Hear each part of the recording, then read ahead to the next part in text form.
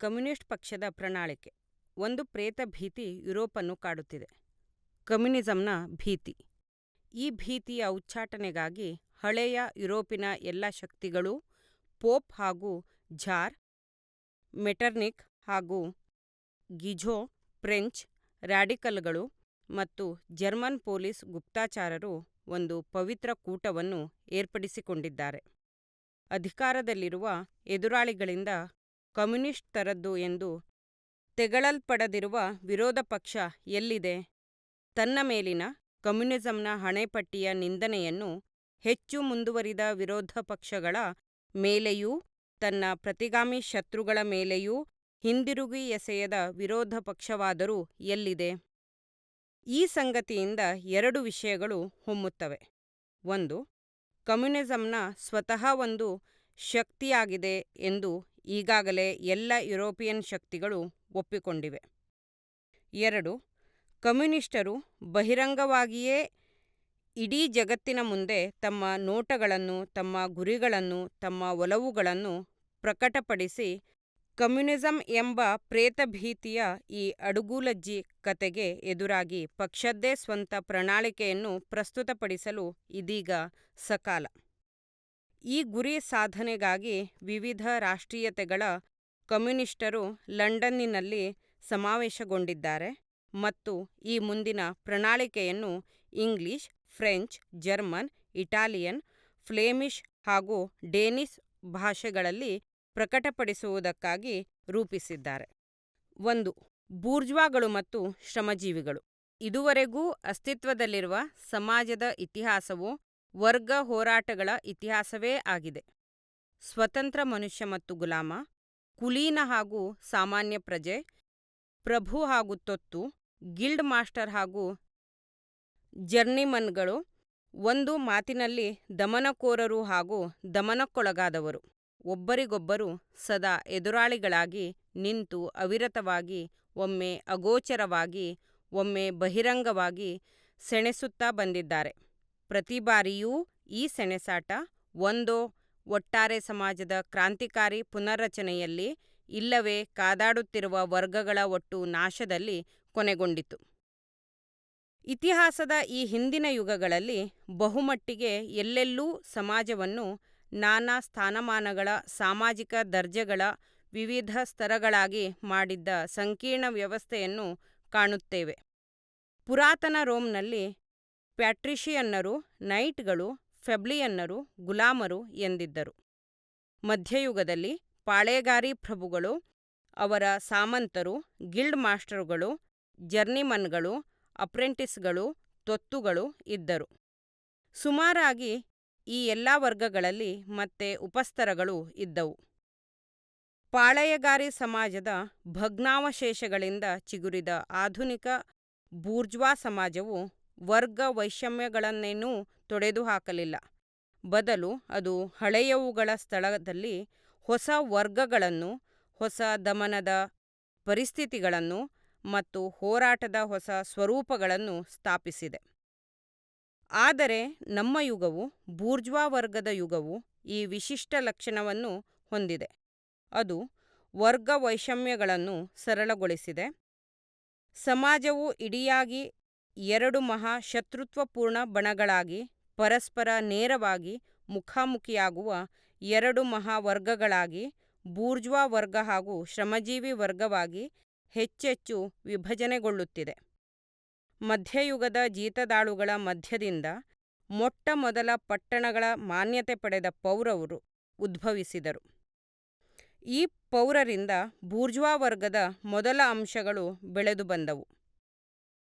ಅಮೆರಿಕವನ್ನು ಕಂಡುಹಿಡಿದುದು, Cape ಭೂಶಿರವನ್ನು ಬಳಸಿ ಸಮುದ್ರಯಾನ ಮಾಡಿದುದು ಪ್ರವರ್ಧಮಾನಕ್ಕೆ ಬರುತ್ತಿದ್ದ bourgeois ವರ್ಗಕ್ಕೆ ಹೊಸ ನೆಲೆಗಳನ್ನು ತೆರೆದುಕೊಟ್ಟವು.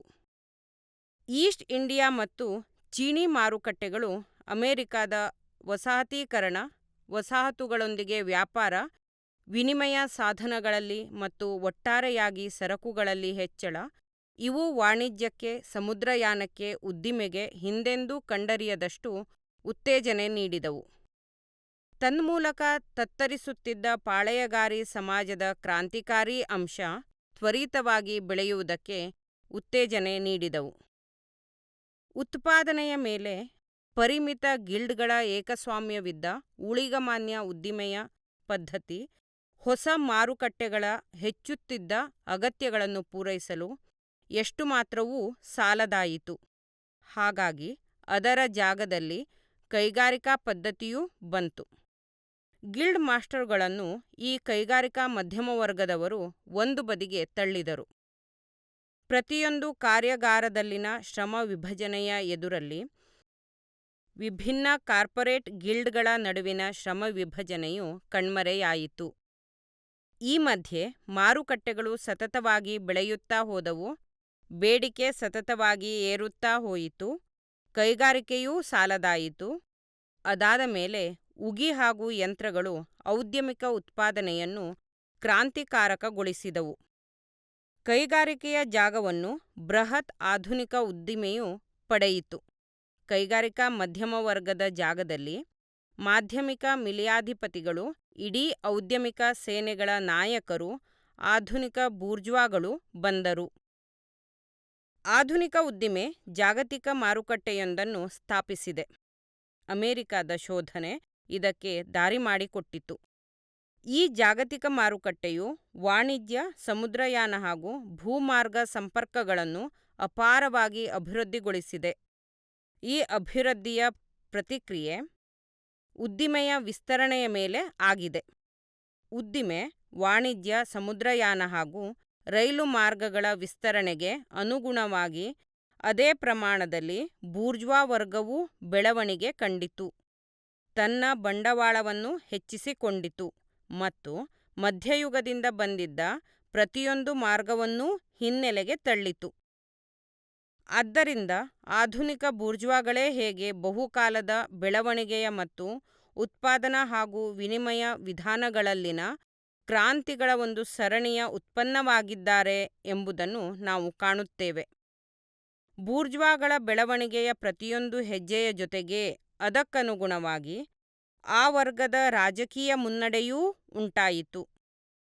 ಪಾಳೆಯಗಾರಿ ಕುಲೀನರ ಅಂಕೆಯಲ್ಲಿ ದಮನಕ್ಕೊಳಗಾಗಿದ್ದ ಒಂದು ವರ್ಗ, ಮಧ್ಯಯುಗದ ಕಮ್ಯೂನ್ನಲ್ಲಿ ಒಂದು ಶಸ್ತ್ರಸಜ್ಜಿತ ಸ್ವಯಮಾಡಳಿತ ಸಂಘ, ಇಲ್ಲಿ ಸ್ವತಂತ್ರ ನಗರೀಯ ಗಣತಂತ್ರ, ಇಟಲಿ ಹಾಗೂ ಜರ್ಮನಿಗಳಲ್ಲಿರುವಂತೆ ಅಲ್ಲಿ ರಾಜಪ್ರಭುತ್ವದ ತೆರಿಗೆ ಹಾಕಬಹುದಾದ ತೃತೀಯ ವ್ಯವಸ್ಥೆ ಫ್ರಾನ್ಸ್ನಲ್ಲಿದ್ದಂತೆ, ಅನಂತರ ಕೈಗಾರಿಕೆಯ ಅವಧಿಯಲ್ಲಿ ಕುಲೀನ ವರ್ಗಕ್ಕೆ ವಿರುದ್ಧವಾಗಿ ಅದನ್ನು ಸರಿಗಟ್ಟುವುದಕ್ಕಾಗಿ ಅರೆ ಪಾಳೆಗಾರಿ ಇಲ್ಲವೇ ನಿರಂಕುಶ ರಾಜಪ್ರಭುತ್ವಕ್ಕೆ ಸೇವೆ ಸಲ್ಲಿಸುವ ವರ್ಗ, ವಾಸ್ತವವಾಗಿ ಒಟ್ಟಿನಲ್ಲಿ ಮಹಾರಾಜಪ್ರಭುತ್ವಗಳ ಮೂಲಾಧಾರವಾಗಿದ್ದ ಬೂರ್ಜ್ವಾ ವರ್ಗ, ಅಂತಿಮವಾಗಿ ಆಧುನಿಕ ಉದ್ದಿಮೆ ಹಾಗೂ ಜಾಗತಿಕ ಮಾರುಕಟ್ಟೆ ಸ್ಥಾಪನೆಯಾದ ಅಂದಿನಿಂದ ಆಧುನಿಕ ಪ್ರಾತಿನಿಧಿಕ ಪ್ರಭುತ್ವದಲ್ಲಿ ತನ್ನದೇ ಆದ ರಾಜಕೀಯ ಅಧಿಪತ್ಯವನ್ನು ಗೆದ್ದುಕೊಂಡಿತು. ಆಧುನಿಕ ಪ್ರಭುತ್ವದ ಕಾರ್ಯಾಂಗ ಇಡೀ ಬೂರ್ಜ್ವಾ ವರ್ಗದ ಸಾಮಾನ್ಯ ವ್ಯವಹಾರಗಳನ್ನೆಲ್ಲ ನಿರ್ವಹಿಸಲು ಇರುವ ಒಂದು ಸಮಿತಿಯಷ್ಟೇ ಆಗಿದೆ. ಬೂರ್ಜ್ವಾ ವರ್ಗವು ಚಾರಿತ್ರಿಕವಾಗಿ ಒಂದು ಅತ್ಯಂತ ಕ್ರಾಂತಿಕಾರಿ ಪಾತ್ರವನ್ನು ನಿರ್ವಹಿಸಿದೆ. ಬೂರ್ಜ್ವಾ ವರ್ಗ ಎಲ್ಲೆಲ್ಲಿ ಮೇಲುಗೈ ಪಡೆಯಿತೋ ಅಲ್ಲಿ ಪಾಳೆಯಗಾರಿ ಪಿತೃಪ್ರಧಾನ ಸಹಜ ಸುಂದರ ಸಂಬಂಧಗಳನ್ನೆಲ್ಲ ಕೊನೆಗಾಣಿಸಿದೆ. ಮನುಷ್ಯನನ್ನು ಅವನ ಸಹಜ ಶ್ರೇಷ್ಠರೊಂದಿಗೆ ಬಂಧಿಸಿದ್ದ ಬಗೆ ಬಗೆಯ ಪಾಳೆಗಾರಿ ಬಂಧಗಳನ್ನು ಅದು ನಿಷ್ಕರುಣೆಯಿಂದ ಹರಿದು ಚೆಲ್ಲಿದೆ ಮತ್ತು ಮನುಷ್ಯರ ನಡುವೆ ನಗ್ನ ಸ್ವಹಿತಾಸಕ್ತಿಯ ಹೊರತು, ನಿರ್ಲಕ್ಷ್ಯದ ನಗದು ಪಾವತಿಯ ಹೊರತು ಬೇರಾವ ನಂಟನ್ನೂ ಅದು ಉಳಿಯಲು ಬಿಟ್ಟಿಲ್ಲ. ಅದು ಧಾರ್ಮಿಕ ಉತ್ಕಟತೆಯ ವಿರೋಚಿತ ಹುರುಪಿನ ಶುಷ್ಕ ಭಾವುಕತೆಯ ಅತ್ಯಂತ ದಿವ್ಯ ಆನಂದ ಪರವಶತೆಗಳನ್ನು ಸ್ವಾರ್ಥ ಸಾಧನೆಯ ಲೆಕ್ಕಾಚಾರದ ತಣ್ಣೀರು ಸುರಿದು ಮುಳುಗಿಸಿಬಿಟ್ಟಿದೆ. ಅದು ವೈಯಕ್ತಿಕ ಯೋಗ್ಯತೆಯನ್ನು ವಿನಿಮಯ ಮೌಲ್ಯವಾಗಿ ಪರಿಹರಿಸಿದೆ ಮತ್ತು ಶಾಸನದತ್ತವಾದ ರದ್ದು ಮಾಡಲಾಗದಂಥ ಅನೇಕಾನೇಕ ಸ್ವಾತಂತ್ರ್ಯಗಳ ಸ್ಥಳದಲ್ಲಿ ಮುಕ್ತ ವ್ಯಾಪಾರ ಎಂಬ ಆ ಏಕೈಕ ಆತ್ಮಸಾಕ್ಷಿಯಿಲ್ಲದ ಸ್ವಾತಂತ್ರ್ಯವನ್ನು ಸ್ಥಾಪಿಸಿದೆ.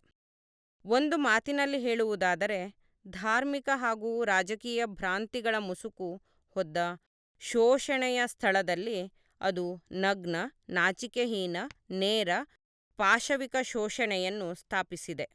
ಬೂರ್ಜ್ವಾ ವರ್ಗ ಅದುವರೆಗೂ ಗೌರವಿಸಲ್ಪಡುತ್ತಿದ್ದ, ಭಯ ಭಕ್ತಿಗಳಿಂದ ಕಾಣುತ್ತಿದ್ದ ಪ್ರತಿಯೊಂದು ವೃತ್ತಿಯ ಸುತ್ತಲಿದ್ದ ಪ್ರಭೆಯನ್ನು ಕಿತ್ತೊಗೆದಿದೆ. ಅದು ವೈದ್ಯ, ವಕೀಲ, ಪುರೋಹಿತ, ಕವಿ, ವಿಜ್ಞಾನಿಯನ್ನು ತನ್ನ ಕೂಲಿಯಾಳುಗಳನ್ನಾಗಿ ಪರಿವರ್ತಿಸಿದೆ.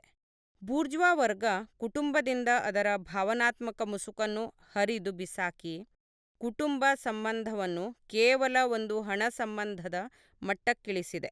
ಬೂರ್ಜ್ವಾ ವರ್ಗ ಪ್ರತಿಗಾಮಿಗಳು ಅಷ್ಟೊಂದು ಮೆಚ್ಚುವಂಥ ಮಧ್ಯಯುಗದಲ್ಲಿನ ಪಾಶವಿಕ ಕಸುವಿನ ಪ್ರದರ್ಶನಕ್ಕೆ ತಕ್ಕುದಾದ ಪೂರಕ ಅಂಶವನ್ನು ಅತ್ಯಂತ ಆಲಸ್ಯಪೂರ್ಣ ಮೈಗಳ್ಳತನವಾಗಿ ಹೇಗೆ ಕಂಡಿದೆ ಎಂಬುದನ್ನು ಬಹಿರಂಗಪಡಿಸಿದೆ.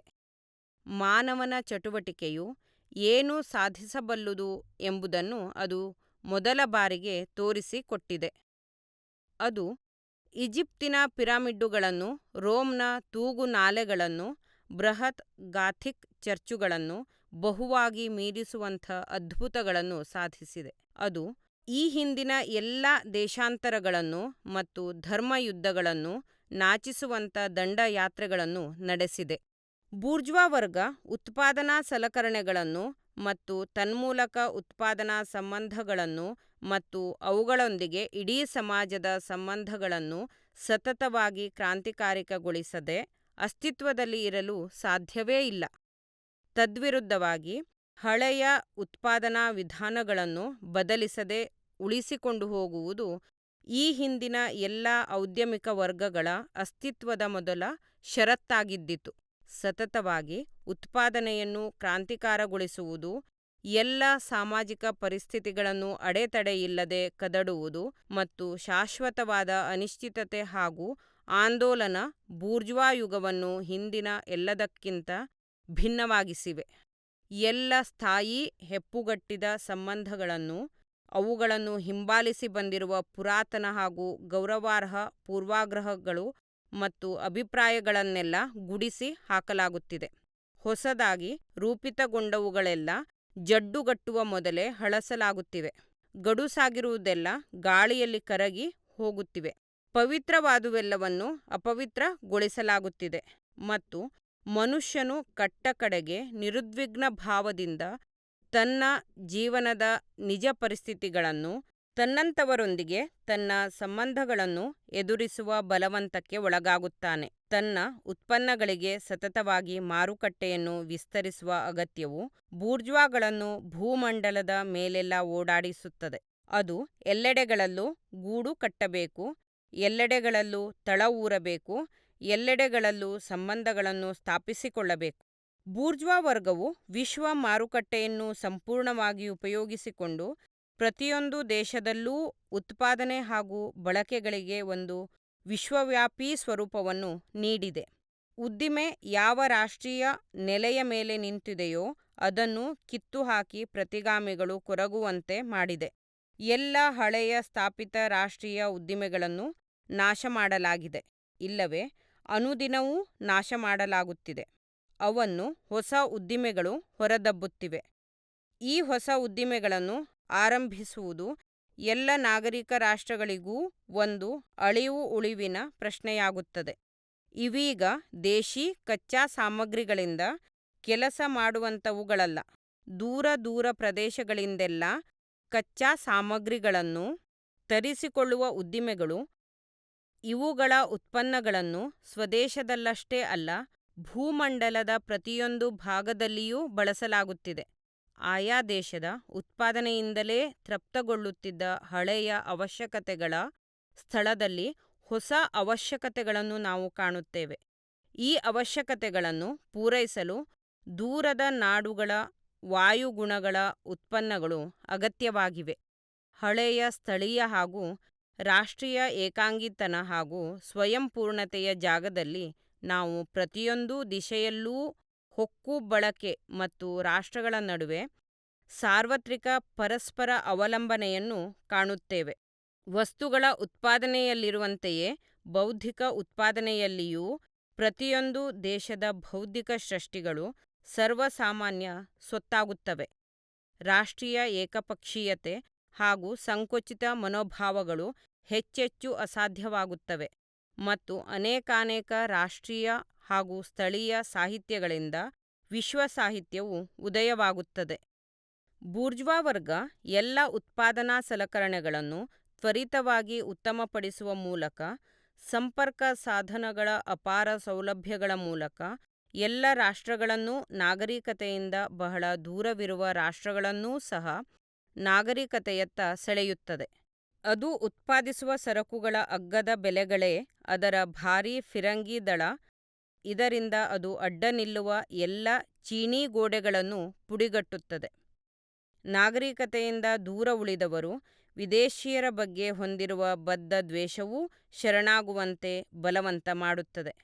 ಅದು ಎಲ್ಲ ದೇಶಗಳನ್ನು ಅವು ಬೂರ್ಜ್ವಾ ಉತ್ಪಾದನಾ ವಿಧಾನವನ್ನು ಅಂಗೀಕರಿಸಬೇಕು, ಇಲ್ಲವೇ ಅಳಿದು ಹೋಗುವ ನೋವನ್ನು ಅನುಭವಿಸಬೇಕು ಎಂಬ ಆಗ್ರಹಕ್ಕೆ ಒಳಪಡಿಸುತ್ತದೆ. ತಾನು ಏನನ್ನು ನಾಗರಿಕತೆಯೆಂದು ಕರೆಯುತ್ತದೆಯೋ ಅದನ್ನು ಅವುಗಳ ಮಧ್ಯೆಯೂ ತರುವಂತೆ, ಅಂದರೆ ಅವುಗಳೂ ಸ್ವತಃ ಬೂರ್ಜ್ವಾ ಆಗುವಂತೆ ಬಲಾತ್ಕರಿಸುತ್ತದೆ. ಒಂದು ಮಾತಿನಲ್ಲಿ ಹೇಳುವುದಾದರೆ, ಅದು ತನ್ನದೇ ಬಿಂಬದಂತಿರುವ ಒಂದು ಜಗತ್ತನ್ನು ಸೃಷ್ಟಿಸುತ್ತದೆ. ಬೂರ್ಜ್ವಾ ವರ್ಗ ಹಳ್ಳಿಗಳನ್ನು ಪಟ್ಟಣಗಳ ಆಳ್ವಿಕೆಗೆ ಒಳಪಡಿಸಿದೆ. ಅದು ಬಹುದೊಡ್ಡದಾದ ನಗರಗಳನ್ನು ನಿರ್ಮಿಸಿದೆ. ಗ್ರಾಮಾಂತರಕ್ಕೆ ಹೋಲಿಸಿದಂತೆ ನಗರಗಳ ಜನಸಂಖ್ಯೆಯನ್ನು ಬಹುಮಟ್ಟಿಗೆ ಹೆಚ್ಚಿಸಿದೆ. ಹೀಗೆ ಅದು ಜನಸಂಖ್ಯೆಯ ಗಣನೀಯ ಭಾಗವನ್ನು ಗ್ರಾಮಾಂತರ ಜೀವನದ ಹೆಡ್ಡತನದಿಂದ ಪಾರುಮಾಡಿದೆ. ಹಳ್ಳಿಯು ಪಟ್ಟಣಗಳ ಮೇಲೆ ಅವಲಂಬಿಸಿರುವಂತೆ ಮಾಡಿರುವಂತೆಯೇ ಅದು ಅನಾಗರಿಕ ಹಾಗೂ ಅರೆ-ಅನಾಗರಿಕ ದೇಶಗಳು, ನಾಗರಿಕ ದೇಶಗಳ ಮೇಲೆ, ರೈತ ದೇಶಗಳು, ಬೂರ್ಜ್ವಾ ದೇಶಗಳ ಮೇಲೆ, ಪೌರಾತ್ಯರು ಪಾಶ್ಚಿಮಾತ್ಯರ ಮೇಲೆ ಅವಲಂಬಿಸಿರುವಂತೆ ಮಾಡಿದೆ.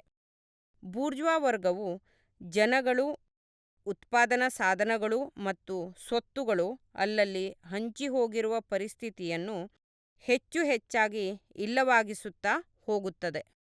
ಅದು ಜನಸಂಖ್ಯೆಯನ್ನು ಒಂದೇ ಕಡೆ ರಾಶಿ ಹಾಕಿದೆ, ಉತ್ಪಾದನಾ ಸಾಧನಗಳನ್ನು ಕೇಂದ್ರೀಕರಿಸಿದೆ ಮತ್ತು ಆಸ್ತಿಯನ್ನು ಕೆಲವೇ ವ್ಯಕ್ತಿಗಳ ಕೈಯಲ್ಲಿ ಏಕತ್ರಗೊಳಿಸಿದೆ.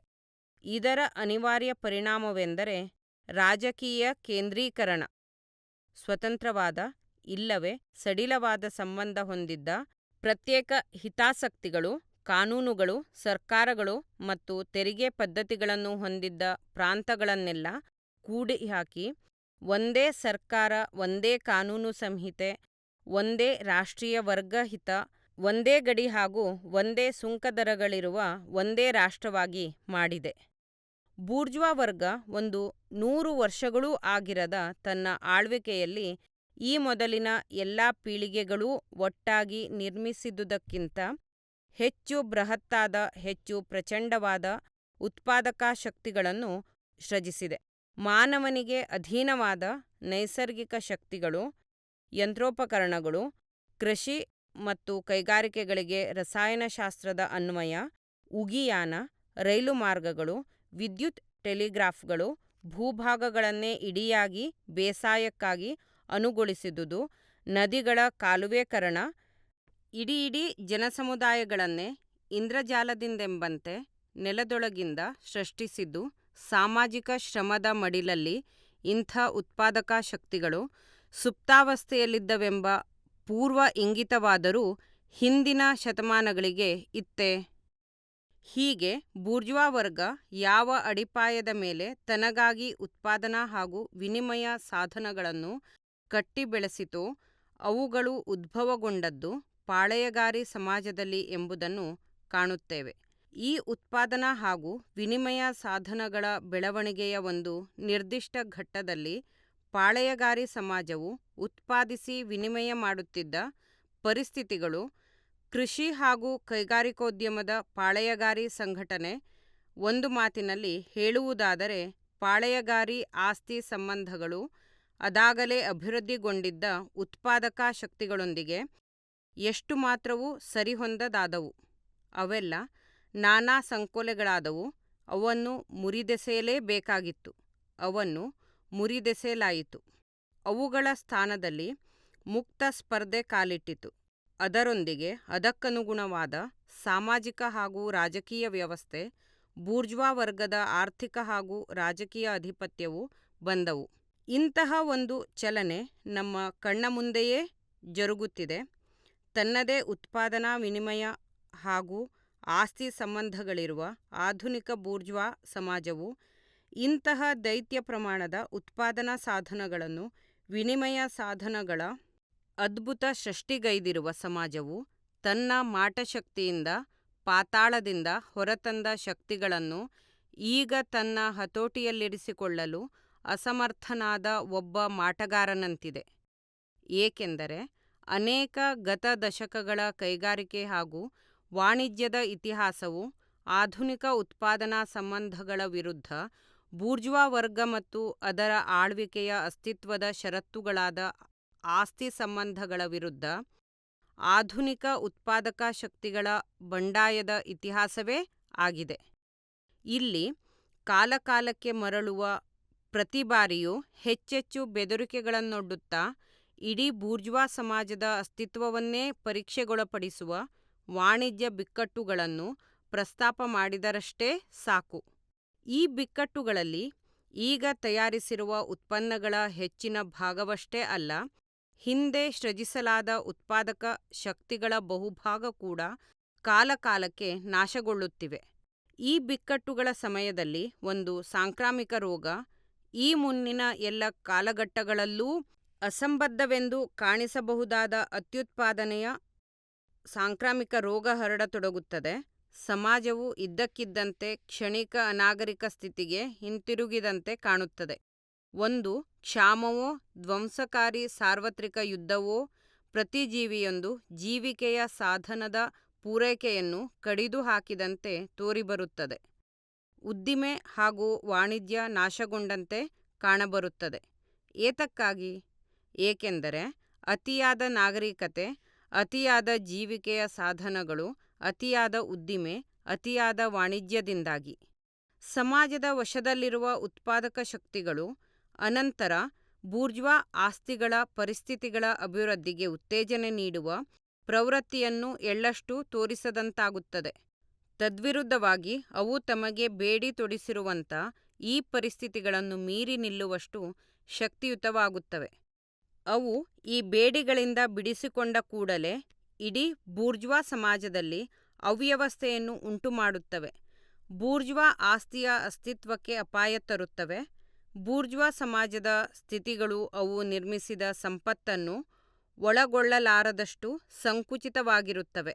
ಬೂರ್ಜ್ವಾ ವರ್ಗ ಈ ಬಿಕ್ಕಟ್ಟುಗಳನ್ನೂ ಹೇಗೆ ಮೀರಿ ನಿಲ್ಲುತ್ತದೆ?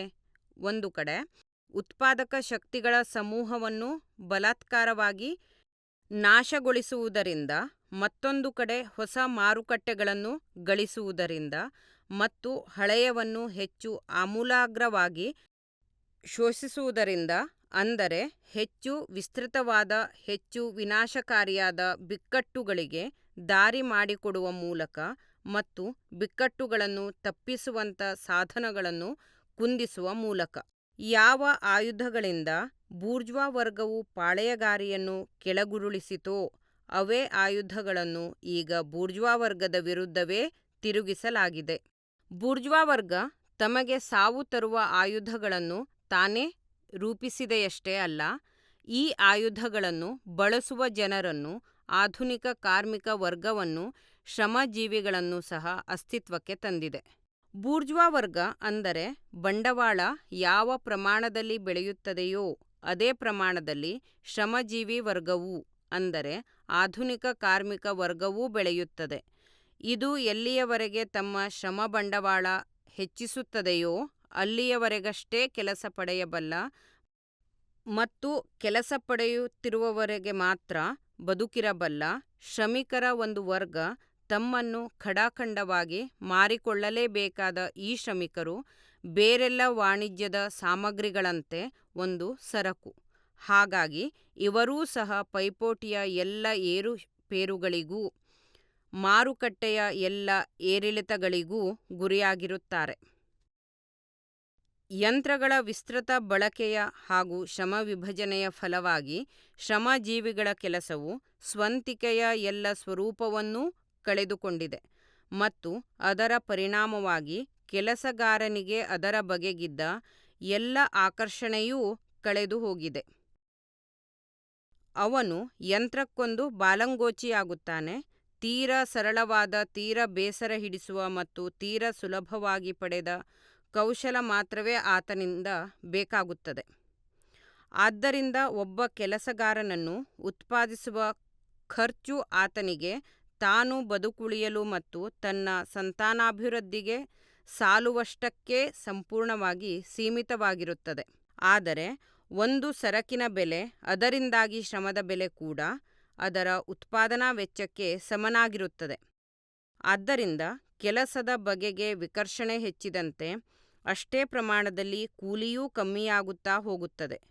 ಅಷ್ಟೇ ಅಲ್ಲ, ಯಂತ್ರದ ಬಳಕೆ ಹಾಗೂ ಶ್ರಮ ವಿಭಜನೆ ಹೆಚ್ಚಿದಂತೆ ಅದೇ ಪ್ರಮಾಣದಲ್ಲಿ ಬೆವರಿನ ದುಡಿಮೆಯ ಹೊರೆಯೂ ಕೆಲಸದ ಗಂಟೆಗಳನ್ನು ಹೆಚ್ಚಿಸುವುದರ ಮೂಲಕವಾಗಲಿ ಇಲ್ಲವೇ ಒಂದು ನಿರ್ದಿಷ್ಟ ಕಾಲಾವಧಿಯಲ್ಲೇ ಹೆಚ್ಚು ಹೆಚ್ಚು ಪ್ರಮಾಣದ ಕೆಲಸ ಪಡೆಯುವ ಮೂಲಕವಾಗಲಿ ಅಥವಾ ಯಂತ್ರ ಸಾಮಗ್ರಿಗಳ ಕಾರ್ಯವೇಗವನ್ನು ಹೆಚ್ಚಿಸುವ ಮೂಲಕವಾಗಲಿ ಇತರ ವಿಧಾನಗಳಲ್ಲಾಗಲಿ ಹೆಚ್ಚುತ್ತಾ ಹೋಗುತ್ತದೆ.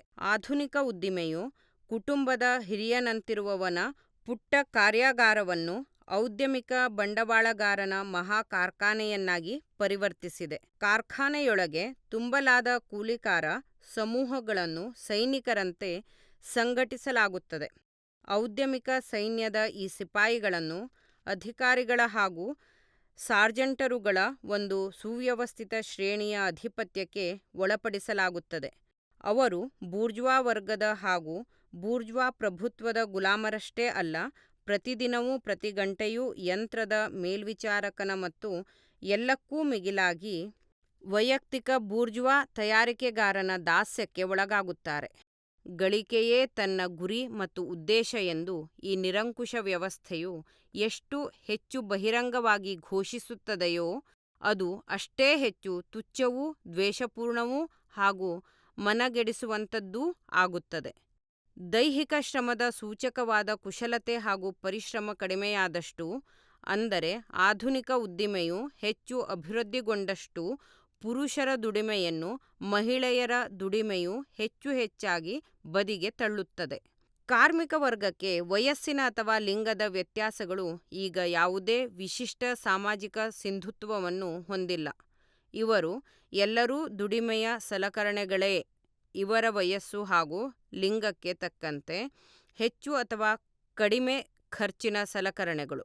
ತಯಾರಿಕೆದಾರನಿಂದ ದುಡಿಮೆಗಾರನ ಶೋಷಣೆಯು ಇದುವರೆಗೆ ಒಂದು ಕೊನೆಯಲ್ಲಿದ್ದು, ಆತ ನಗದು ರೂಪದಲ್ಲಿ ತನ್ನ ಕೂಲಿಯನ್ನು ಪಡೆಯುತ್ತಿರುವಂತೆಯೇ ಬೂರ್ಜ್ವಾ ವರ್ಗದ ಇತರ ವಿಭಾಗಗಳು, ಭೂಸ್ವಾಮಿ, ಅಂಗಡಿದಾರ, ಗಿರವಿದಾರ ಇವರೇ ಮೊದಲಾದವರು ಆತನ ಮೇಲೆ ಮುಗಿಬೀಳುತ್ತಾರೆ.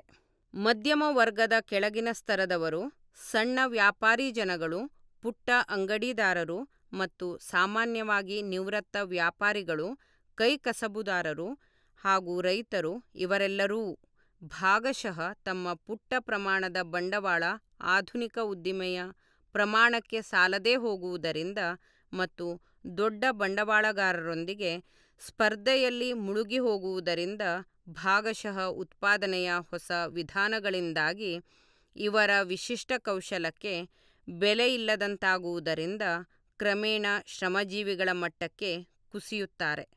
ಹೀಗೆ ಶ್ರಮಜೀವಿ ವರ್ಗಕ್ಕೆ ಜನಗಳು ಎಲ್ಲ ವರ್ಗಗಳಿಂದಲೂ ಬಂದು ಸೇರುತ್ತಾರೆ. ಶ್ರಮಜೀವಿ ವರ್ಗ ಬೆಳವಣಿಗೆಯ ನಾನಾ ಘಟ್ಟಗಳ ಮೂಲಕ ಹಾದು ಬರುತ್ತದೆ. ಅದರ ಹುಟ್ಟಿನೊಂದಿಗೆ ಬೂರ್ಜ್ವಾ ವರ್ಗದ ವಿರುದ್ಧ ಅದರ ಹೋರಾಟ ಪ್ರಾರಂಭವಾಗುತ್ತದೆ. ಮೊದಮೊದಲಿಗೆ ದುಡಿಮೆಗಾರರು ವೈಯಕ್ತಿಕವಾಗಿ ಸೆಣಸುತ್ತಾರೆ. ಅನಂತರ ಒಂದು ಕಾರ್ಖಾನೆಯ ಇಡೀ ದುಡಿಮೆಗಾರರು ಹೋರಾಟ ನಡೆಸುತ್ತಾರೆ. ಆಮೇಲೆ ಒಂದು ಪ್ರದೇಶದಲ್ಲಿ ಒಂದು ವೃತ್ತಿಗೆ ಸೇರಿದ ಕಾರ್ಮಿಕರಿಂದ ಅವರನ್ನು ನೇರವಾಗಿ ಶೋಷಿಸುವ ಒಬ್ಬ ಬೂರ್ಜ್ವಾ ವ್ಯಕ್ತಿಯ ವಿರುದ್ಧ ಹೋರಾಟ ನಡೆಯುತ್ತದೆ. ಅವರು ತಮ್ಮ ದಾಳಿಯನ್ನು ಬೂರ್ಜ್ವಾ ಉತ್ಪಾದನಾ ಪರಿಸ್ಥಿತಿಗಳ ವಿರುದ್ಧವಲ್ಲ, ಉತ್ಪಾದನಾ ಸಲಕರಣೆಗಳ ವಿರುದ್ಧವೇ ಹರಿಬಿಡುತ್ತಾರೆ.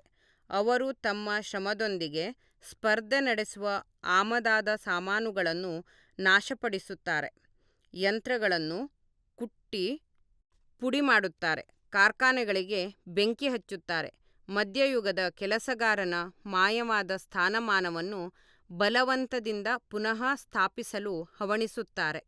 ಈ ಘಟ್ಟದಲ್ಲಿ ದುಡಿಮೆಗಾರರು ಇನ್ನು ಇಡೀ ದೇಶದಾದ್ಯಂತ ಹರಡಿಹೋದ ಪರಸ್ಪರ ಸ್ಪರ್ಧೆಯಿಂದ ಮುರಿದಿರುವ ಅಸಂಗತವಾಗಿರುವ ಸಮೂಹವಷ್ಟೇ ಆಗಿರುತ್ತಾರೆ. ಎಲ್ಲಾದರೂ ಅವರು ಹೆಚ್ಚು ಘನವಾದ ಸಂಸ್ಥೆಯನ್ನು ನಿರ್ಮಿಸಲು ಒಂದುಗೂಡಿದ್ದಲ್ಲಿ ಅದು ಇನ್ನೂ ತಮ್ಮ ಸ್ವಂತ ಸಕ್ರಿಯವಾಗಿ ಒಂದಾಗಿರುವುದರ ಪರಿಣಾಮವಾಗಿಯೇನೂ ಅಲ್ಲ, ಆದರೆ ಬೂರ್ಜ್ವಾ ವರ್ಗ ಒಂದಾಗಿರುವುದರ ಪರಿಣಾಮವಾಗಿರುತ್ತದೆ. ಈ ವರ್ಗವು ತನ್ನ ಸ್ವಂತ ರಾಜಕೀಯ ಗುರಿ ಸಾಧನೆಗಾಗಿ ಇಡೀ ಶ್ರಮಜೀವಿ ವರ್ಗವನ್ನು ಕ್ರಿಯೆಗಿಳಿಯುವಂತೆ ಮಾಡಲೇಬೇಕಾಗುತ್ತದೆ, ಅಲ್ಲದೆ ಇನ್ನೂ ಕೆಲಕಾಲದವರೆಗೆ ಹಾಗೆ ಮಾಡಲು ಶಕ್ತವಾಗಿರುತ್ತದೆ. ಆದ್ದರಿಂದ ಆ ಘಟ್ಟದಲ್ಲಿ ಶ್ರಮಜೀವಿಗಳು ತಮ್ಮ ಶತ್ರುಗಳ ವಿರುದ್ಧ ಹೋರಾಡುವುದಿಲ್ಲ, ಆದರೆ ತಮ್ಮ ಶತ್ರುವಿನ ಶತ್ರುವಿನ ವಿರುದ್ಧ, ಅಂದರೆ ನಿರಂಕುಶ ರಾಜಪ್ರಭುತ್ವದ ಉಳಿಕೆಗಳು, ಭೂಮಾಲೀಕರು, ಉದ್ದಿಮೆಗಳಿಗೆ ಸಂಬಂಧಿಸಿರದ ಬೂರ್ಜ್ವಾಗಳು, ಪುಟ್ಟ ಬೂರ್ಜ್ವಾಗಳು ಇವರ ವಿರುದ್ಧ ಹೋರಾಟ ನಡೆಸುತ್ತಾರೆ. ಹೀಗೆ ಇಡೀ ಐತಿಹಾಸಿಕ ಚಳುವಳಿಯು ಬೂರ್ಜ್ವಾ ವರ್ಗದ ಕೈಗಳಲ್ಲೇ ಕೇಂದ್ರೀಕೃತವಾಗಿರುತ್ತದೆ ಹಾಗೂ ಗಳಿಸಿದ ಪ್ರತಿಯೊಂದು ವಿಜಯವೂ ಬೂರ್ಜ್ವಾಗಳ ವಿಜಯವೇ ಆಗಿರುತ್ತದೆ. ಆದರೆ ಉದ್ದಿಮೆಯ ಬೆಳವಣಿಗೆಯೊಂದಿಗೆ ಶ್ರಮಜೀವಿ ವರ್ಗವು ಸಂಖ್ಯೆಯಲ್ಲಿ ಹೆಚ್ಚುವುದಷ್ಟೇ ಅಲ್ಲ, ಹೆಚ್ಚೆಚ್ಚು ಬೃಹತ್ ಸಮೂಹಗಳಾಗಿ ಸಾಂದ್ರಗೊಳ್ಳತೊಡಗುತ್ತದೆ. ಅದರ ಶಕ್ತಿ ಬೆಳೆಯುತ್ತದೆ ಮತ್ತು ಆ ಶಕ್ತಿ ಹೆಚ್ಚು ಹೆಚ್ಚಾಗಿ ಅದರ ಅನುಭವಕ್ಕೆ ಬರುತ್ತದೆ. ಯಂತ್ರ ಸಾಮಗ್ರಿಗಳು ಎಲ್ಲ ಶ್ರಮ ವ್ಯತ್ಯಾಸಗಳನ್ನೂ ತೊಡೆದುಹಾಕಿ ಸುಮಾರಾಗಿ ಎಲ್ಲೆಲ್ಲೂ ಕೂಲಿಗಳನ್ನು ಒಂದೇ ಸಮನಾದ ಕೆಳಮಟ್ಟಕ್ಕೆ ಇಳಿಸುವ ಪ್ರಮಾಣಕ್ಕನುಗುಣವಾಗಿ ಶ್ರಮಜೀವಿ ವರ್ಗದ ವಿವಿಧ ದರ್ಜೆಗಳೊಳಗೆ ವಿವಿಧ ಹಿತಾಸಕ್ತಿಗಳೂ ಜೀವನ ಪರಿಸ್ಥಿತಿಗಳೂ ಹೆಚ್ಚು ಹೆಚ್ಚಾಗಿ ಸಮಾನವಾಗತೊಡಗುತ್ತವೆ. ಬೂರ್ಜ್ವಾಗಳ ನಡುವೆ ಹೆಚ್ಚು ಸ್ಪರ್ಧೆ ಅದರ ಫಲಿತವಾದ ವಾಣಿಜ್ಯ ಬಿಕ್ಕಟ್ಟುಗಳು ಕಾರ್ಮಿಕರ ಕೂಲಿಗಳು ಇನ್ನೂ ಹೆಚ್ಚು ಏರುಪೇರುಗೊಳ್ಳುವಂತೆ ಮಾಡುತ್ತವೆ. ಯಂತ್ರೋಪಕರಣಗಳ ಮೇಲ್ಪಾಡು ಅವಿರತವಾಗಿ ಹೆಚ್ಚೆಚ್ಚು ತ್ವರಿತವಾಗಿ ಅಭಿವೃದ್ಧಿ ಹೊಂದುತ್ತಿರುವಂತೆ ಅದು ಅವರ ಜೀವನೋಪಾಯವನ್ನು ಹೆಚ್ಚು ಹೆಚ್ಚಾಗಿ ಅಸ್ಥಿರಗೊಳಿಸುತ್ತದೆ. ವೈಯಕ್ತಿಕ ಮಟ್ಟದಲ್ಲಿ ಕಾರ್ಮಿಕರು ಮತ್ತು ಬೂರ್ಜ್ವಾಗಳ ನಡುವೆ ಜರುಗುವ ಘರ್ಷಣೆಯು ಹೆಚ್ಚು ಹೆಚ್ಚಾಗಿ ಎರಡು ವರ್ಗಗಳ ನಡುವಿನ ಘರ್ಷಣೆಯ ರೂಪ ಪಡೆದುಕೊಳ್ಳುತ್ತದೆ.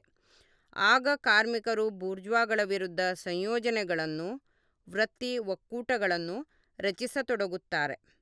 ಕೂಲಿಗಳ ದರ ತಗ್ಗದಿರುವಂತೆ ಮಾಡಲೋಸುಗ ಅವರು ಒಂದುಗೂಡುತ್ತಾರೆ. ಆಗಾಗ್ಗೆ ಜರುಗುವ ಈ ಬಂಡಾಯಗಳಿಗೆ ಪೂರ್ವಭಾವಿ ವ್ಯವಸ್ಥೆ ಮಾಡಲೋಸುಗ ಅವರು ಶಾಶ್ವತ ಸಂಘಗಳನ್ನು ಸ್ಥಾಪಿಸುತ್ತಾರೆ. ಅಲ್ಲಿ ಇಲ್ಲಿ ಈ ಕದನ ಗಲಭೆಗಳಾಗಿಯೂ ಪರಿಣಮಿಸುತ್ತದೆ. ಆಗೀಗ ಕಾರ್ಮಿಕರು ಜಯಶಾಲಿಗಳಾಗುತ್ತಾರೆ, ಆದರೆ ಕೆಲಕಾಲದವರೆಗಷ್ಟೇ.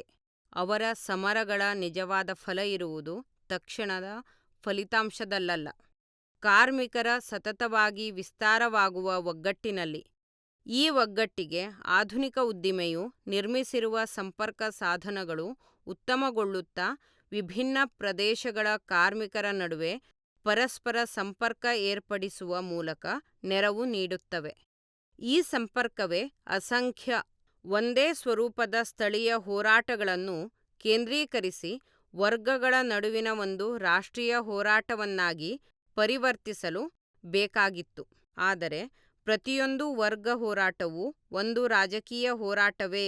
ಯಾವ ಒಕ್ಕೂಟ ಸಾಧಿಸಲು ಮಧ್ಯಯುಗದ ಪಟ್ಟಣಿಗರಿಗೆ ಆಗಿನ ಹೆದ್ದಾರಿಗಳ ದುಸ್ಥಿತಿಯಿಂದಾಗಿ ಅನೇಕ ಶತಮಾನಗಳೇ ಬೇಕಾದವೋ ಅದನ್ನು ಆಧುನಿಕ ಶ್ರಮಜೀವಿಗಳು ರೈಲು ಮಾರ್ಗಗಳಿಂದಾಗಿ ಕೆಲವೇ ವರ್ಷಗಳಲ್ಲಿ ಸಾಧಿಸುತ್ತಾರೆ. ಈ ರೀತಿ ಶ್ರಮಜೀವಿಗಳು ಒಂದು ವರ್ಗವಾಗಿ, ತತ್ಫಲವಾಗಿ ಒಂದು ರಾಜಕೀಯ ಪಕ್ಷವಾಗಿ ಸಂಘಟಿತಗೊಳ್ಳುವುದಕ್ಕೆ ಕಾರ್ಮಿಕರ ನಡುವಿನ ಪೈಪೋಟಿಯು ನಿರಂತರವಾಗಿ ಅಡ್ಡ ಬರುತ್ತಿರುತ್ತದೆ.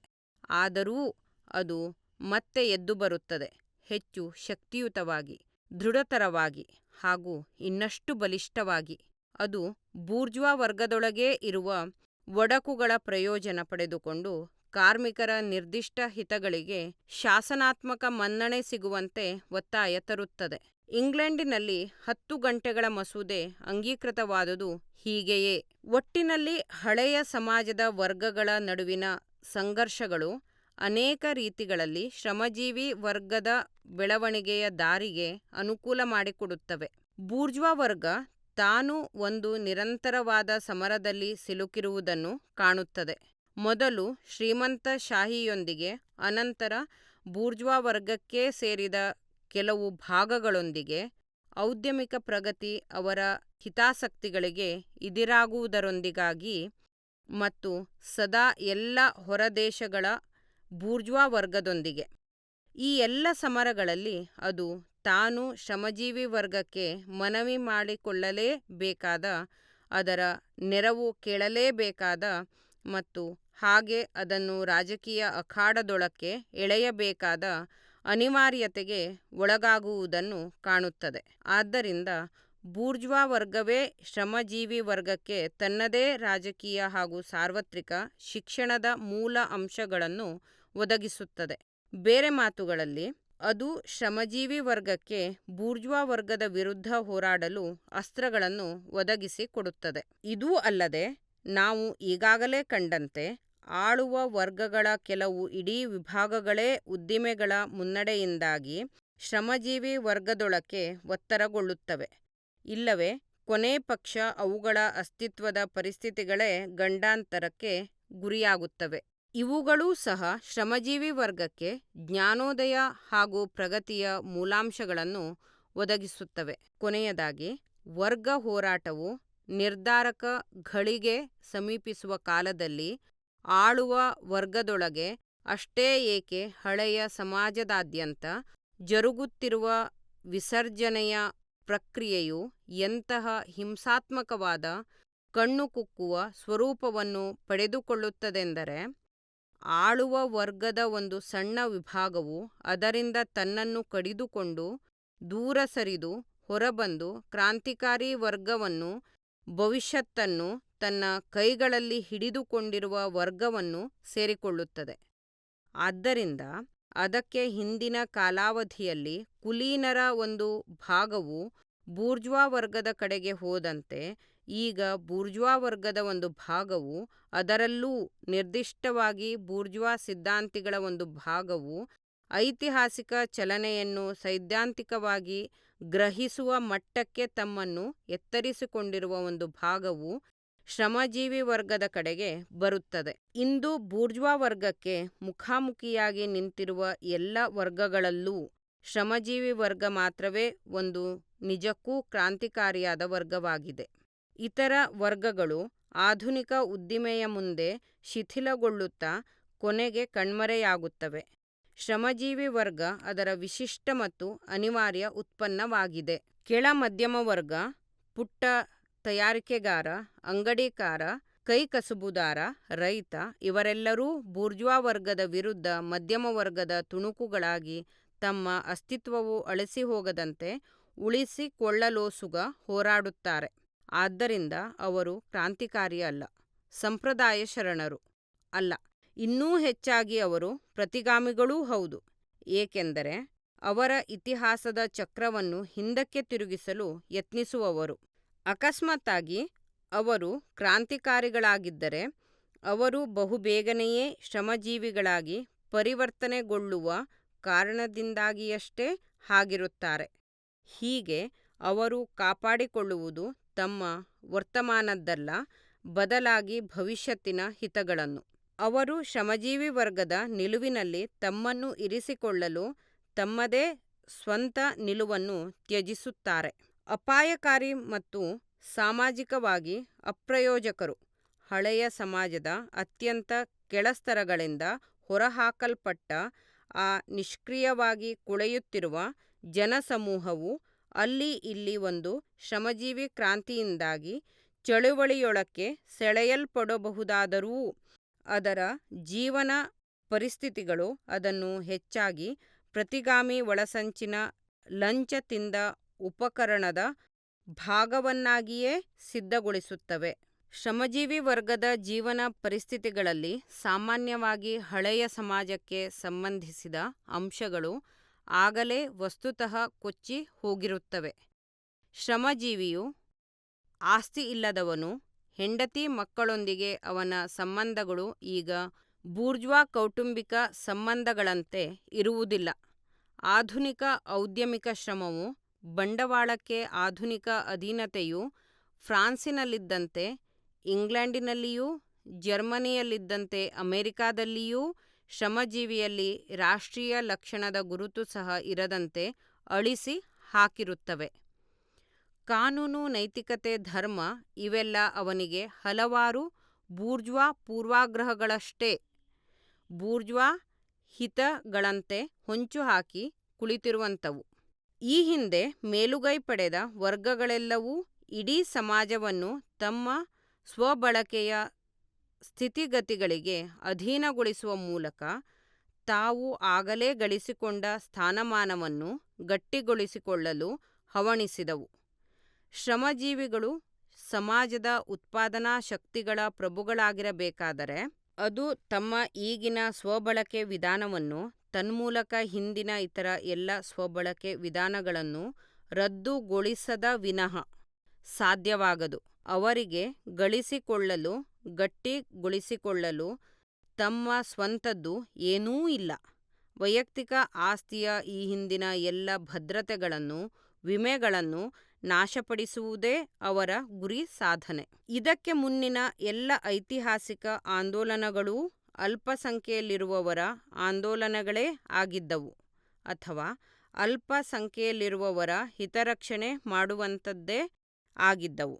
ಶ್ರಮಜೀವಿ ಚಳುವಳಿಯು ಸ್ವಯಂ ಪ್ರಜ್ಞೆ ಹೊಂದಿರುವ ಅಪಾರ ಸಂಖ್ಯೆಯಲ್ಲಿರುವವರ ಅವರ ಹಿತದೃಷ್ಟಿಯುಳ್ಳ ಸ್ವತಂತ್ರ ಆಂದೋಲನವಾಗಿದೆ. ಶ್ರಮಜೀವಿ ವರ್ಗ ನಮ್ಮ ಇಂದಿನ ಸಮಾಜದ ಅತ್ಯಂತ ಕೆಳಸ್ತರ, ಅದರ ಮೇಲೆ ಹೊರಗಿರುವ ಅಧಿಕೃತ ಸಮಾಜದ ಸಮಸ್ತ ಸ್ತರಗಳನ್ನು ಗಾಳಿಗೆ ತೂರದ ಹೊರತು ಕದಲಲಾರದು, ಎದ್ದು ನಿಲ್ಲಲಾರದು.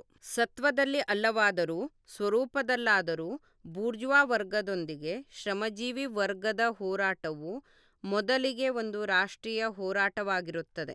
ಪ್ರತಿಯೊಂದು ದೇಶದ ಶ್ರಮಜೀವಿ ವರ್ಗ ಮೊಟ್ಟಮೊದಲಿಗೆ ತನ್ನ ಸ್ವಂತ ಬೂರ್ಜ್ವಾ ವರ್ಗದೊಂದಿಗೆ ಎಲ್ಲ ವಿಷಯಗಳನ್ನು ಬಗೆಹರಿಸಿಕೊಳ್ಳಬೇಕೆಂಬುದು ನಿಜ. ಶ್ರಮಜೀವಿ ವರ್ಗದ ಬೆಳವಣಿಗೆಯ ಅತ್ಯಂತ ಸಾರ್ವತ್ರಿಕವಾದ ಮಜಲುಗಳನ್ನು ಚಿತ್ರಿಸುವಾಗ ನಾವು ಹೆಚ್ಚು ಕಮ್ಮಿ ಇಂದಿನ ಸಮಾಜದೊಳಗೆ ನಡೆಯುತ್ತಿರುವ ಮುಸುಕಿನ ಅಂತರ್ಯುದ್ಧವನ್ನು, ಈ ಯುದ್ಧವು ಬಹಿರಂಗ ಕ್ರಾಂತಿಯಾಗಿ ಭುಗಿಲೇಳುವ ಬೂರ್ಜ್ವಾ ವರ್ಗದ ಹಿಂಸಾತ್ಮಕ ಪದಚ್ಯುತಿಯಿಂದ ಶ್ರಮಜೀವಿ ವರ್ಗದ ಅಂಕೆಗೆ ಅಡಿಪಾಯ ಹಾಕುವ ಅಂಶದವರೆಗೆ ಗುರುತಿಸಿದ್ದೇವೆ. ಇಲ್ಲಿಯವರೆಗೂ ಸಮಾಜದ ಪ್ರತಿಯೊಂದು ಸ್ವರೂಪವೂ ನಾವಿರುವಾಗಲೇ ಕಂಡಿರುವಂತೆ ದಮನಿಸುವ ಮತ್ತು ದಮನಿತ ವರ್ಗಗಳ ವೈಷಮ್ಯವನ್ನು ಆಧರಿಸಿದ್ದವು. ಆದರೆ ವರ್ಗವೊಂದನ್ನು ದಮನ ಮಾಡಲು, ಕೊನೆಯ ಪಕ್ಷ ಅದರ ದಾಸ್ಯದ ಅಸ್ತಿತ್ವ ಮುಂದುವರಿಯಲು ಸಾಧ್ಯವಿರುವಂಥ ಕೆಲವೊಂದು ಪರಿಸ್ಥಿತಿಗಳನ್ನು ಖಚಿತಗೊಳಿಸಬೇಕು. ಜೀತ ವ್ಯವಸ್ಥೆಯ ಕಾಲಾವಧಿಯಲ್ಲಿ ಜೀತದಾಳು ತನ್ನನ್ನು ಬೀಡಿನ ಸದಸ್ಯತ್ವವನ್ನು ಪಡೆದುಕೊಳ್ಳುವ ಮಟ್ಟಕ್ಕೇರಿಸಿಕೊಂಡ. ಅದೇ ರೀತಿ ಪಾಳೆಯಗಾರಿ ನಿರಂಕುಶಾಧಿಕಾರದಲ್ಲಿ ಪುಟ್ಟ ಬಂಡವಾಳಿಗ ಬೂರ್ಜ್ವಾ ಆಗಿ ಬೆಳೆಯಲು ಸಾಧ್ಯವಾಯಿತು. ತದ್ವಿರುದ್ಧವಾಗಿ ಆಧುನಿಕ ಶ್ರಮಿಕನು ಉದ್ದಿಮೆಯ ಪ್ರಗತಿಯೊಂದಿಗೆ ಮೇಲೇರುವ ಬದಲು ತನ್ನ ವರ್ಗವು ಅಸ್ತಿತ್ವದಲ್ಲಿರಲು ಅವಶ್ಯವಾದ ಪರಿಸ್ಥಿತಿಗಳಿಗಿಂತಲೂ ಕೆಳಕ್ಕೆ, ಹೆಚ್ಚು ಹೆಚ್ಚು ಆಳಕ್ಕೆ ಮುಳುಗುತ್ತಾ ಹೋಗುತ್ತಾನೆ. ಅವನು ನಿರ್ಗತಿಕನಾಗುತ್ತಾನೆ. ಈ ನಿರ್ಗತಿಕತೆ ಜನಸಂಖ್ಯೆ ಹಾಗೂ ಸಂಪತ್ತಿಗಿಂತ ಹೆಚ್ಚು ತ್ವರಿತವಾಗಿ ಬೆಳೆಯತೊಡಗುತ್ತದೆ ಮತ್ತು ಇಲ್ಲಿ ಬೂರ್ಜ್ವಾ ಇನ್ನೆಷ್ಟು ಮಾತ್ರವೂ ಸಮಾಜದಲ್ಲಿ ಆಳುವ ವರ್ಗವಾಗಲು, ತನ್ನ ಅಸ್ತಿತ್ವದ ಸ್ಥಿತಿಗತಿಗಳನ್ನು ಸಮಾಜದ ಮೇಲೆ ಎಲ್ಲವನ್ನೂ ಮೀರಿದ ಶಾಸನವನ್ನಾಗಿ ಹೇರಲು ಅಯೋಗ್ಯ ಎಂಬುದು ವಿದಿತವಾಗುತ್ತದೆ. ಅದು ಆಳಲು ಅಯೋಗ್ಯವಾಗುತ್ತದೆ, ಏಕೆಂದರೆ ಅದು ತನ್ನ ದಾಸ ಅವನ ದಾಸ್ಯತ್ವದಲ್ಲೇ ಉಳಿದುಕೊಳ್ಳುವಂತೆ ನೋಡಿಕೊಳ್ಳಲು ಅಸಮರ್ಥವಾಗುತ್ತದೆ. ಏಕೆಂದರೆ ಅದು ಅವನಿಂದ ಹೊಟ್ಟೆ ತುಂಬಿಸಿಕೊಳ್ಳುವ ಬದಲು ಅವನ ಹೊಟ್ಟೆಯನ್ನೇ ತಾನು ತುಂಬಿಸಬೇಕಾದಂಥ ದುಸ್ಥಿತಿಗೆ ಅವನು ಇಳಿಯುವುದನ್ನು ತಪ್ಪಿಸಲು ಅಸಮರ್ಥವಾಗುತ್ತದೆ. ಸಮಾಜವು ಇನ್ನೆಷ್ಟು ಮಾತ್ರವೂ ಈ ಬೂರ್ಜ್ವಾ ವರ್ಗದಡಿ ಬಾಳಲಾರದಂತಾಗುತ್ತದೆ. ಬೇರೆ ಮಾತುಗಳಲ್ಲಿ, ಅದರ ಅಸ್ತಿತ್ವವು ಸಮಾಜದೊಂದಿಗೆ ಎಷ್ಟು ಮಾತ್ರವೂ ಸರಿಹೊಂದದಾಗುತ್ತದೆ. ಬೂರ್ಜ್ವಾ ವರ್ಗದ ಅಸ್ತಿತ್ವಕ್ಕೆ ಹಾಗೂ ಅದರ ಅಧಿಪತ್ಯಕ್ಕೆ ಅತ್ಯಗತ್ಯ ಷರತ್ತು ಎಂದರೆ ಬಂಡವಾಳ ರಚನೆ ಮತ್ತು ಅದರ ವೃದ್ಧಿ. ಬಂಡವಾಳ ಇರಬೇಕಾದರೆ ಕೂಲಿ ಶ್ರಮ ಇರಬೇಕು. ಕೂಲಿ ಶ್ರಮ ಸಂಪೂರ್ಣವಾಗಿ ದುಡಿಮೆಗಾರರ ನಡುವಿನ ಪೈಪೋಟಿಯ ಮೇಲೆ ಆಧರಿಸಿರುತ್ತದೆ. ಬೂರ್ಜ್ವಾ ವರ್ಗವು ಅನೈಚ್ಛಿಕವಾಗಿಯೇ ಪ್ರೋತ್ಸಾಹಿಸುವ ಉದ್ದಿಮೆಯ ಮುನ್ನಡೆಯು ಸ್ಪರ್ಧೆಯಿಂದಾಗಿ ಉಂಟಾಗುವ ದುಡಿಮೆಗಾರರ ಏಕಾಂಗಿತನದ ಜಾಗವನ್ನು ಸಂಘದಿಂದಾಗುವ ಅವರ ಕ್ರಾಂತಿಕಾರಿ ಸಂಯೋಜನೆಯು ಪಡೆಯುವಂತೆ ಮಾಡುತ್ತದೆ. ಆದ್ದರಿಂದ ಆಧುನಿಕ ಉದ್ದಿಮೆಯ ಬೆಳವಣಿಗೆಯು ಬೂರ್ಜ್ವಾ ವರ್ಗ ಯಾವುದನ್ನು ಆಧರಿಸಿಕೊಂಡು ಉತ್ಪಾದಿಸುತ್ತದೋ ಮತ್ತು ಉತ್ಪನ್ನಗಳನ್ನು ಸ್ವಾಧೀನಪಡಿಸಿಕೊಳ್ಳುತ್ತದೋ ಅದನ್ನೇ ಅದರ ಕಾಲ ಕೆಳಗಿನಿಂದ ಕಡಿದು ಬಿಡುತ್ತದೆ. ಆದ್ದರಿಂದ ಬೂರ್ಜ್ವಾ ವರ್ಗ ಎಲ್ಲಕ್ಕೂ ಮಿಗಿಲಾಗಿ ಉತ್ಪಾದಿಸುವುದು ತನ್ನದೇ ಸಮಾಧಿಯ ಗುಂಡಿ ತೋಡುವವರನ್ನು. ಅದರ ಪತನ ಮತ್ತು ಶ್ರಮಜೀವಿ ವರ್ಗದ ವಿಜಯ ಇವೆರಡೂ ಸಮಾನ ರೀತಿಯಲ್ಲಿ ಅನಿವಾರ್ಯವಾಗುತ್ತವೆ.